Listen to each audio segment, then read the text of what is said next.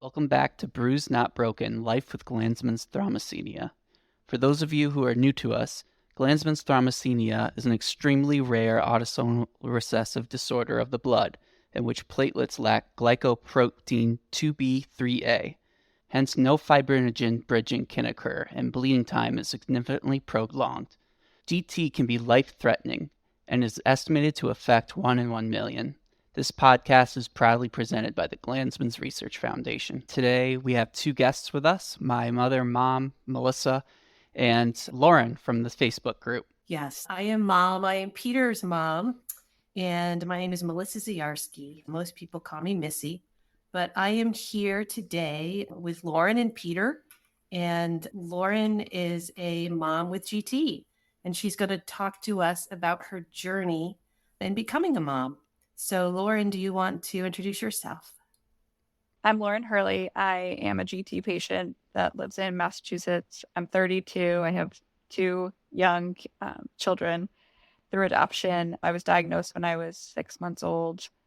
Kind of knew right away from birth something was off, covered in bruises, a lot of testing done. And so I've been, living with this my whole life. And yeah, just here to talk about adoption and what that journey is like. Do you know around the year that you were diagnosed? I want to know if maybe you were diagnosed similar times. Well, I was born in 1992, so I think it was within that year, maybe 93. Yeah, so it would have been. So you and Peter were diagnosed around the same time because he was born in 92 and I think he was 8 months old when we got the diagnosis. So yeah, right around the same time. But I was actually diagnosed at Hasbro Children's Hospital. Okay. Peter was diagnosed at UMass Medical, and they immediately sent us to Dr. Michelson. Well, actually, no, at that time, Dr. Michelson was at UMass Medical. So he was actually diagnosed in Springfield at Bay State Hospital, and they sent us to Dr. Michelson at UMass Medical. Yeah. So At what point did you meet Dr. Michelson? Probably when I was maybe a toddler, I think. Yeah. Like a couple years. Yeah, I think I went through a few different doctors just over the years when I was younger. And then I had Dr. Foreman, which was at Hasbro, which I had for a long time until he retired and then moved over to Boston eventually. Yeah. Did your doctor have any other GT patients at that time when you were diagnosed? I don't think so. Not that I remember. Right. So you were always special too. Yeah. Yeah, I think Peter was one of the first people I heard about that had GT in Massachusetts. Right. That was I don't think I knew until probably 14, 15. So at what point, at what age did you start thinking, wow, I want to be a mom someday? What was your thought process? And I'm sure, you spoke to your parents and your doctors about it. And, when did your journey start? I mean, I always wanted to be a mom. There was never a time where I didn't think about, what that would look like. But I remember being very young and, being treated at one of the clinics and them saying, she'll never be able to have kids. And I just that just stuck in my head for a long time. And that's just always what I thought. And then as you get older and you start having relationships, then you think more about it. And then you think of just the different possibilities. And obviously with medicine advancing, there's new things that come out all the time. So just kind of always staying hopeful for other options. But I always thought about adoption when I was younger and never really thought what that entailed. But I knew one way or another I was going to try to have children. Yeah. Sure. Well, in our support group, I think one of the first things parents think of when they have a daughter who's diagnosed with GT is, how is my daughter going to become a mom someday? That's a thought process, I think, pretty early on for a lot of families. So, I'm so grateful that you're willing to talk about your journey. I think a lot of people are going to want to tune in and listen to it. So where did you start with your adoption journey? Where did you reach out to social workers? Did you have friends who had adopted children? What was your starting point? Yeah. So to rewind a little bit, when I met my husband, Patrick, that's sort of when we started, talking through the different options. And, I was very open with him in the beginning about what having a kid would look like with me and that it might not be possible. And so just kind of kept an open mind from the beginning. And he was always really good about it. But we did meet with a few doctors, some high maternal fetal medicine doctors, to see what our options were as far as, like what it would look like to even get pregnant with GT. Because for me, even having, your menstrual cycle is fatal and very dangerous. So, how could that even, even getting pregnant just seemed kind of impossible. But we walked through all the different options with them for a while, did all the testing, and just, I remember my doctors kind of sat us down and they were like, these are the options that we can do, but we're not. And this is at, Boston, Brigham and Women's, one of the best hospitals. And they were saying there's, we can do it, but it's risky. And we honestly don't want to treat you. We'd have to send you to someone else because we're just that uncomfortable. So we went through a couple different things. We even looked at like surrogacy, even just the egg retrieval process for me was really risky. I'm definitely more of a severe GT case.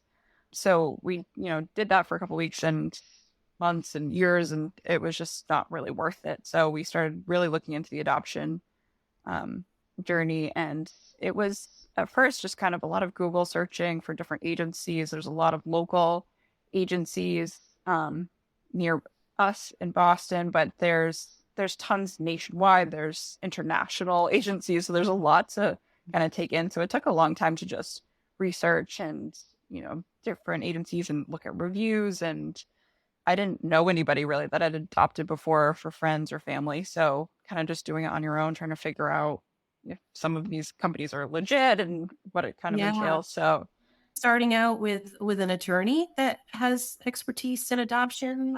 You can. There definitely are some good ones out there that, specialize in adoption.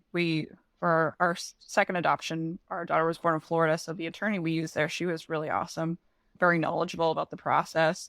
So you can kind of reach out to, someone like that. I ended up finding one that was local, like right outside of Boston. So you were able to like go into their office and meet, and they had been around for 30 years. So you knew, they had some good background and they were really easy to work with. And, some of these companies, they want the money up front, and there's all these different things out there. So this company was pretty good, and it's kind of like a mom and pop type of thing. So we really liked them, and just doing a lot of research. And once we decided to go with them, you kind of start that application process, which is pretty long, and they have to do some home studies and come out and do those sorts of things. And then we get started. Wow. So once you're approved for adoption, what's next? Then you wait for an available child, or do the parents pick you, or what happens next?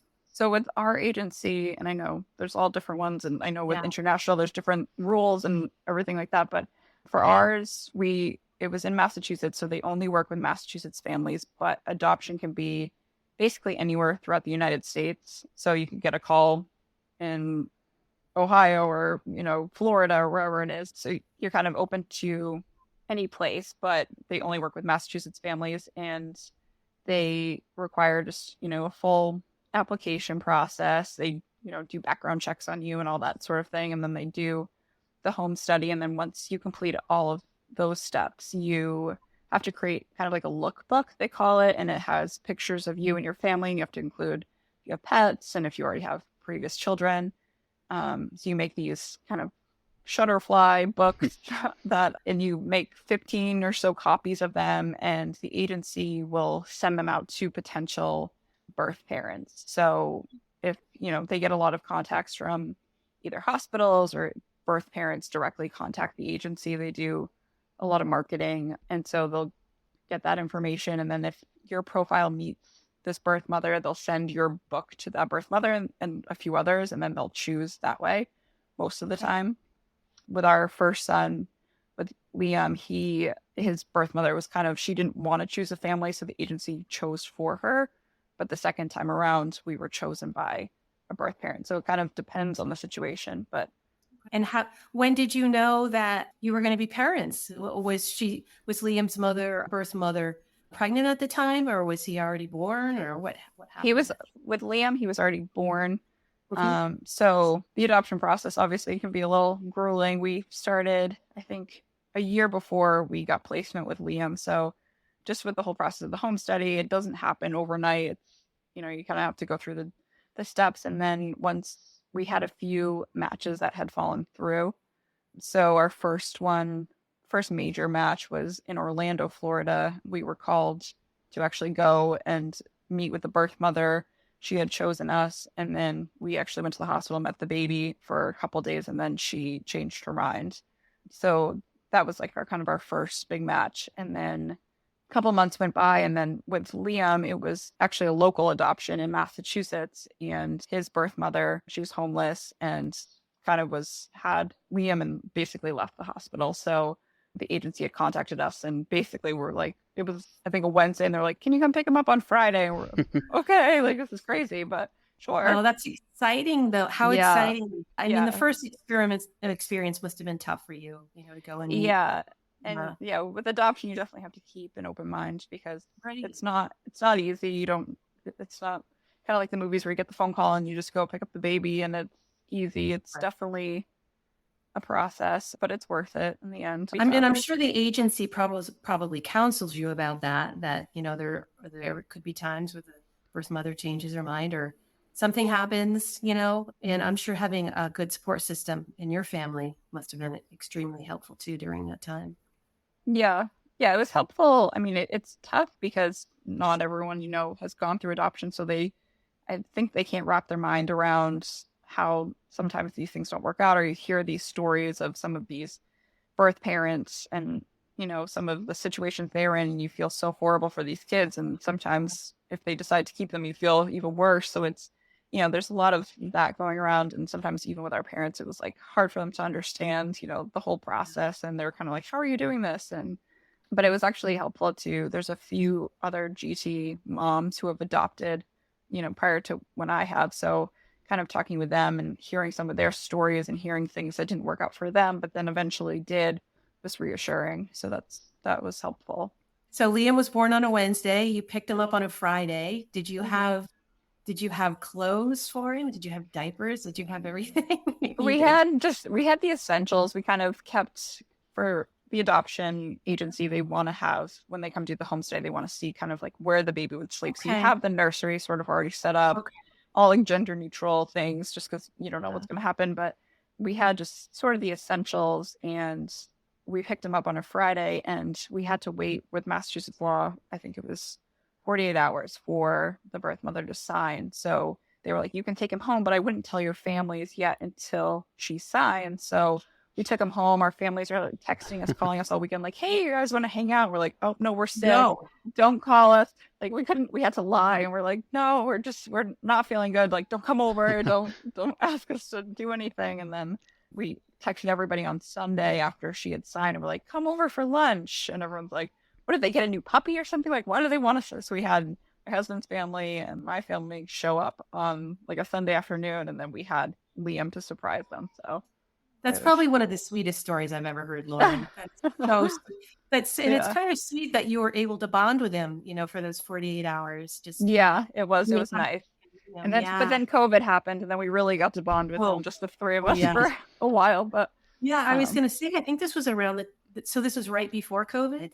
Yeah, so he was born in February, and then I think we were like on lockdown starting in March. So so that's right before. Right, so you were home. You didn't have to worry about when to take him out in public because you just couldn't. You couldn't. Yeah, I know. Now like having a second, and he's 4 now. So our daughter Claire is 5 months. So just like trying to remember back to, okay, like what is the proper like etiquette to take your child out? And I'm like, I can't compare it to Liam because we were locked down for like, I think it was like 6 months almost. I've heard so many stories, brand new parents right around the time of COVID. My gosh, very isolating.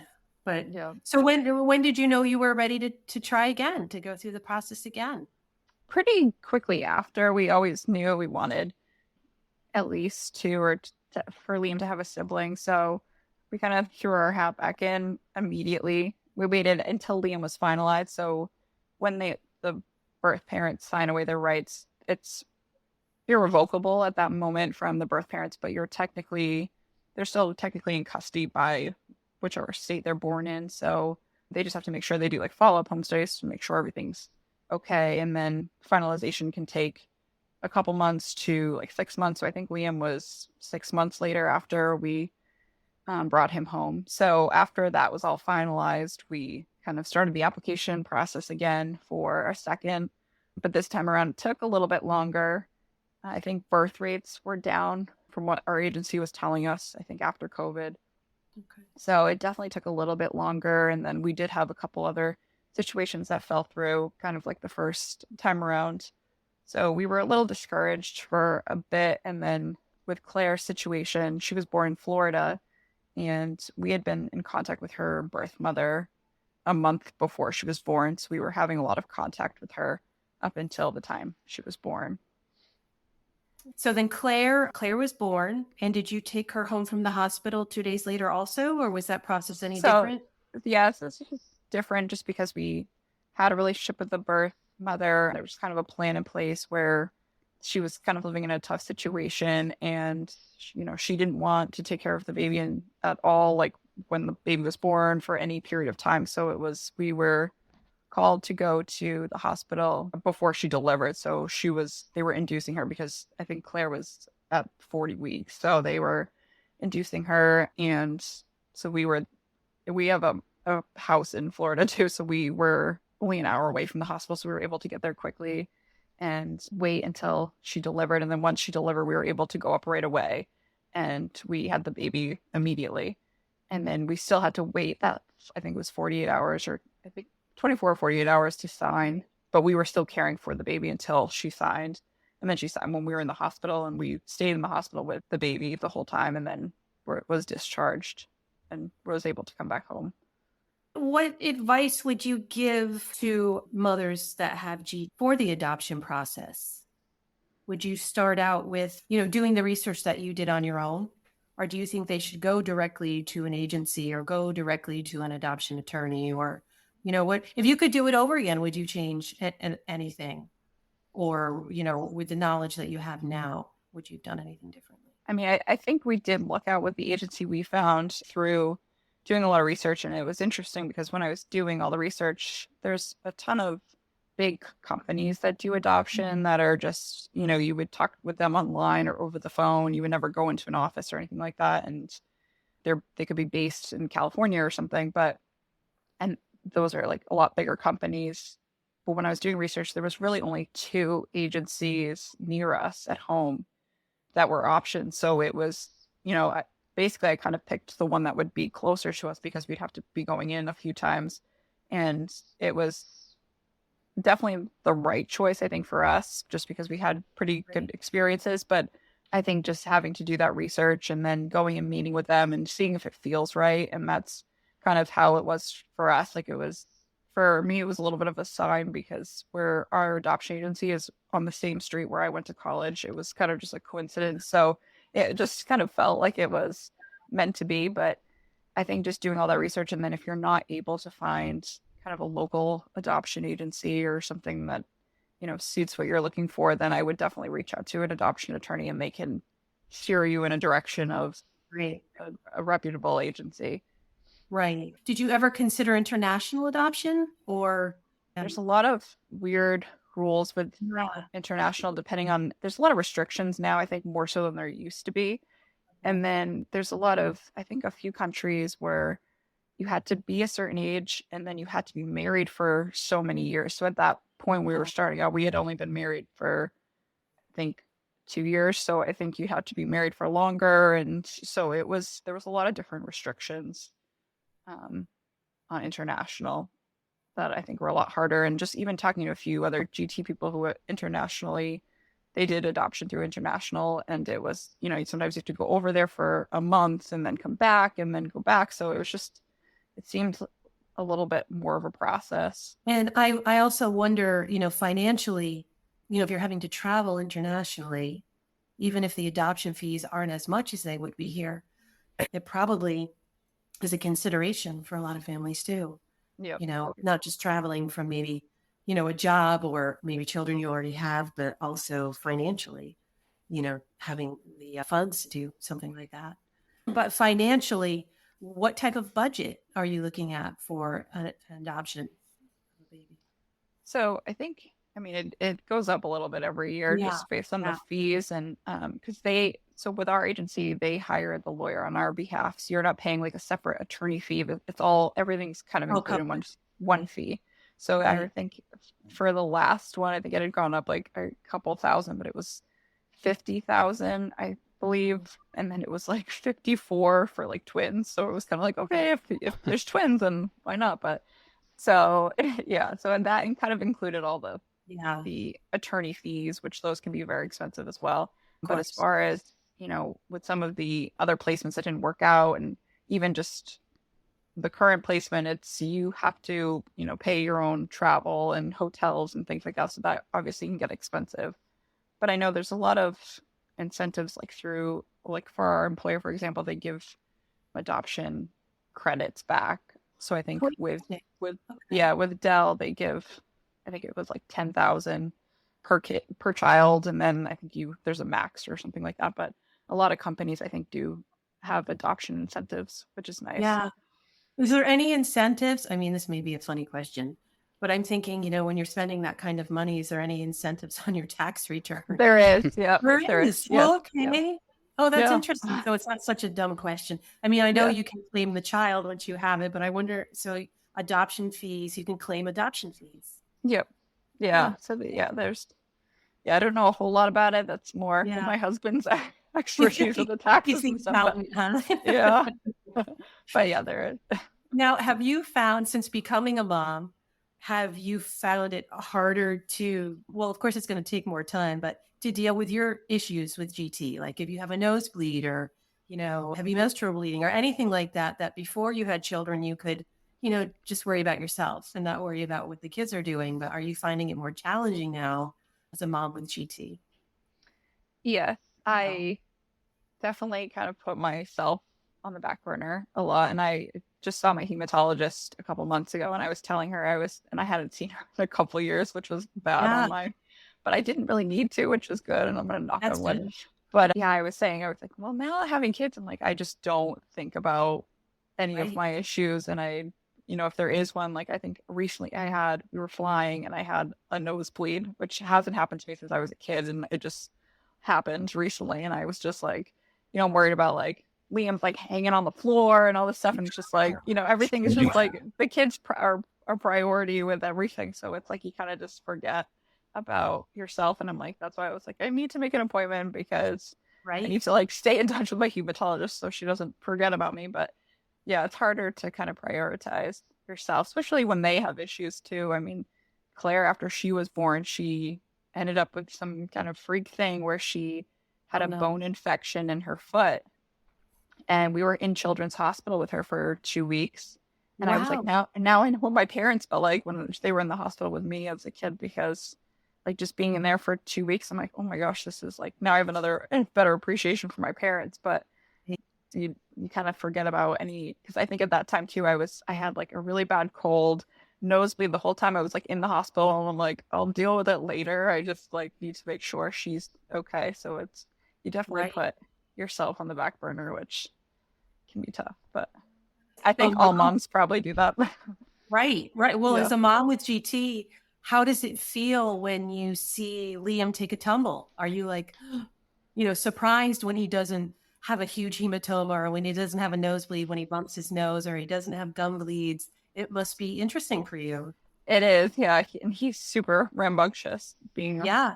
4-year-old boy. So he's always jumping on things, and he'll like, fall and scrape himself or something. And I'm like, oh, it didn't even bleed. Like, this is so weird, but it's Isn't it? good. When I'm like, I'm so happy you're not bleeding. when you But see how resilient, kids are. I mean, even children with GT are so resilient, but I think, being a mom who has one child with GT and 3 who don't have GT, and my oldest child was the one with GT, it was so strange when they didn't have I didn't know any different like yeah. you knew Yeah. any different. And, Peter was just, oh, there was always something with Peter. He can tell you more. So how's Patrick doing as a new dad to 2 little ones? How's he doing? He's good. Yeah, he's now trying to push for a third, and I just don't think it's gonna happen. I just Honestly, in my experience, from 1 to 2 is the hardest. From 2 to 3, it's like at that point, it's like, oh, okay, just kind of roll it. And you already have one of each, so yeah. With adoption, because it can take a couple years. Liam's 4, so if it took a little bit longer, like a couple years again, he'd be 6 with a newborn. And I'm just like, even right now, 4 with a 5-month-old, I'm just like, there are 2 totally different stages right now where it's kind of tough. Where Liam now, I've like didn't have to bring the stroller and everything everywhere in a diaper bag because he's potty trained, he can walk and all that stuff. And now it's like, okay, now I gotta lug everything again, and so it's just totally different. So have you gotten the minivan? Do you have the minivan yet? We have a Suburban, which is I can never go smaller at this point. You need it. Yeah, that was interesting, going from the Honda Accord to the minivan. I think I cried. I was like not ready to give up the 4-door sedan, but there comes a time when you cannot fit everything in a sedan. It just doesn't happen. No. Well, this has been great, Lauren. Thank you so much for sharing your experience. Yeah, like I said, I know a lot of parents are going to be interested to hear about this, and a lot of young women with GT. So it's been wonderful. Thank you, everyone, for tuning in to this month's episode. I want to thank my mom and Lauren for speaking on this great subject that I think is so important that other hopeful moms get to listen to. If this is your first time hearing about the Glanzmann's Research Foundation, please look us up at curegt.org. And also, if you're on Facebook, check out our support group titled the Glanzmann's Thrombasthenia Support Group.